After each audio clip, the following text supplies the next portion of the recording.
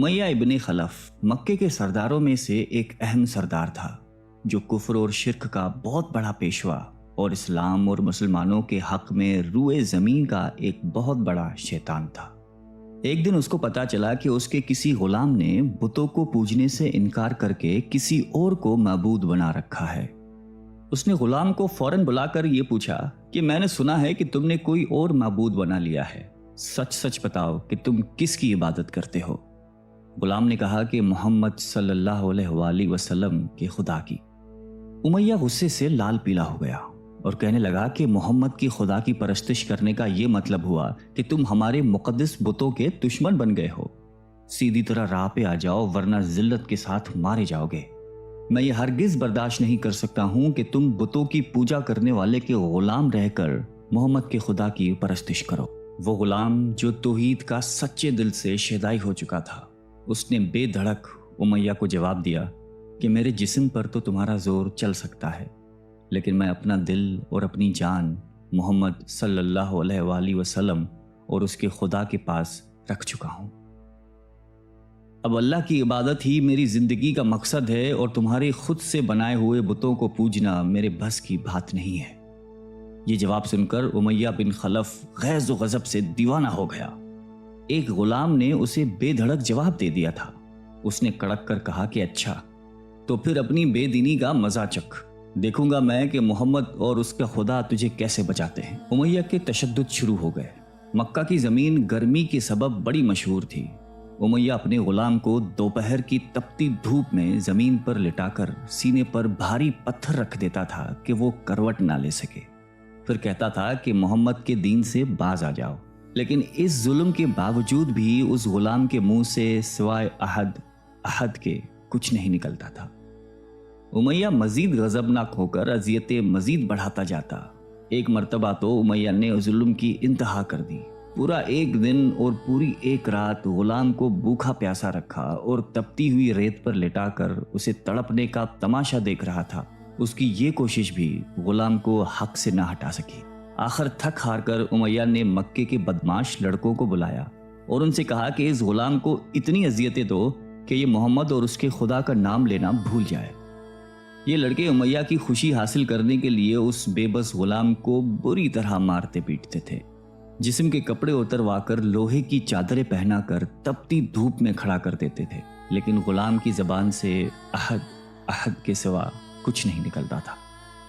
इस्लाम की राह में ये बेपनाह अजियतें सहने वाले सहाबी कोई और नहीं बल्कि हजरत बिलाल हबशी रजी अल्लाह ताला अन्हु थे। इन्हीं जुल्म सितम के दौरान एक दिन हजरत अबू बकर सिद्दीक रजी अल्लाह ताला अन्हु का उधर से गुजर हुआ। आप रजी अल्लाह ताला अन्हु ने उमय्या से फरमाया कि ए उमय्या, इस बेकस और मजलूम पर इतने जुल्म सितम ना कर। उसने तुम्हारा क्या बिगाड़ा है? वो खुदाए वाहिद की इबादत करता है। अगर तू इस पर एहसान करे तो ये एहसान आखिरत में तेरे काम आएगा। उस पर उमय्या ने निहायत हकारत से कहा कि मैं तुम्हारी इस ख्याली आखिरत के दिन को नहीं मानता। जो मेरे दिल में आएगा मैं तो वही करूंगा।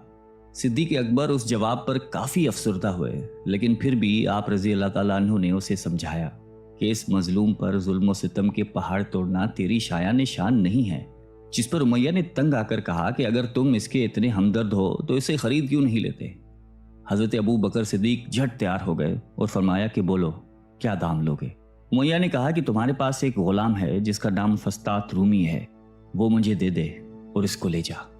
हजरत अबू बकर सिद्दीक रजी अल्लाह ताला अन्हु फौरन ही राजी हो गए, जबकि उमय्या का ख्याल था कि फस्तास एक निहायती कारामत गुलाम है जिसकी कीमत ज्यादा है और हजरत अबू बकर सिद्दीक रजी अल्लाह ताला अन्हु उसे देने से इनकार कर देंगे।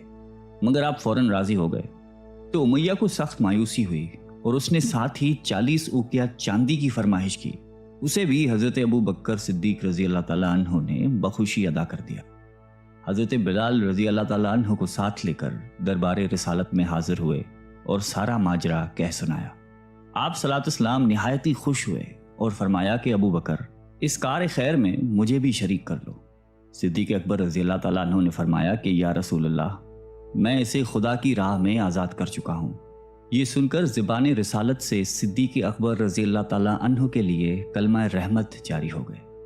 हज़रत बिलाल रजी अल्लाह ताला अन्हु ने इस गुलामी में 28 साल गुजार दिए, लेकिन आप चूंकि निहायती नेक और पाकीज़ा तबीयत के थे لہذا جب حضرت صلی اللہ علیہ وآلہ وسلم نے دعوت توحید دی تو آپ نے فوراً اسے قبول کر لیا، اور یوں آپ سابقون الاولون کے مقدس جماعت میں شامل ہو گئے۔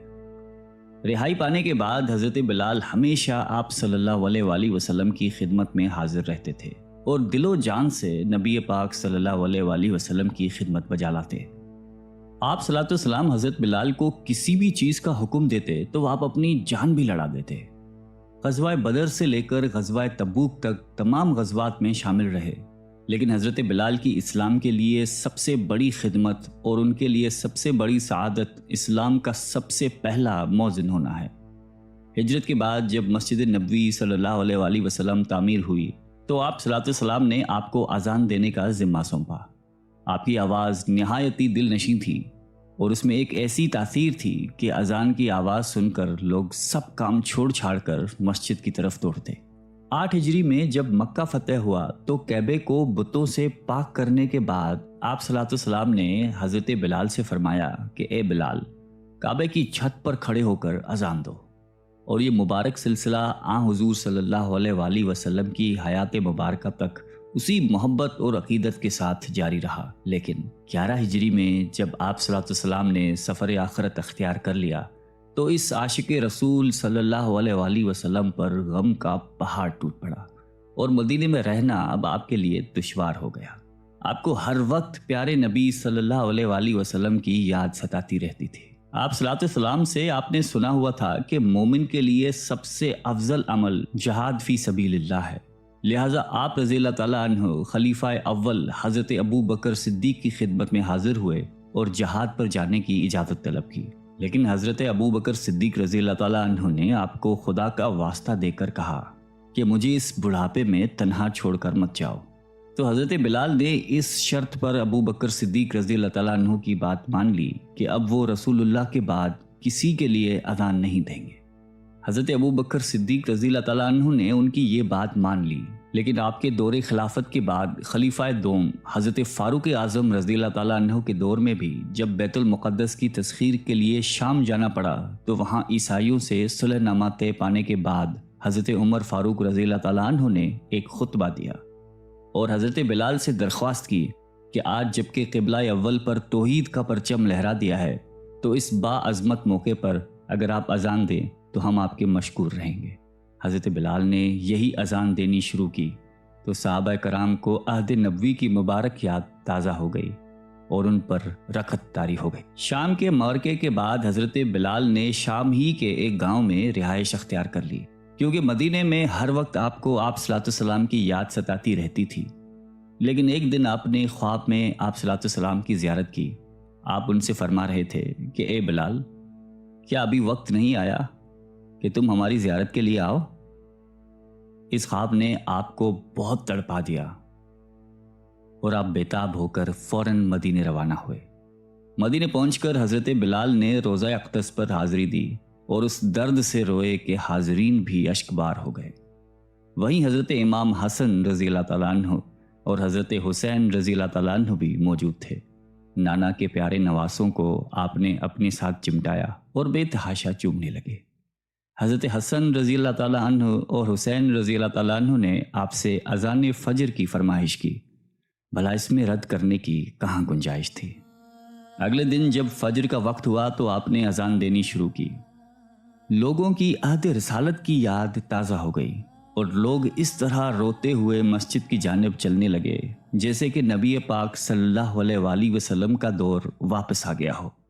ایسا دردناک منظر اس کے علاوہ کبھی دیکھنے میں نہیں آیا۔ حضرت بلال حبشی رضی اللہ تعالیٰ عنہ نے 60 سال کی عمر میں وفات پائی۔ آپ کا مزار دمشق میں ہے۔ آپ کو دربار رسالت میں خاص مقام حاصل تھا۔ آئیے ہم سب اللہ تعالیٰ سے دعا کرتے ہیں کہ ہمیں بھی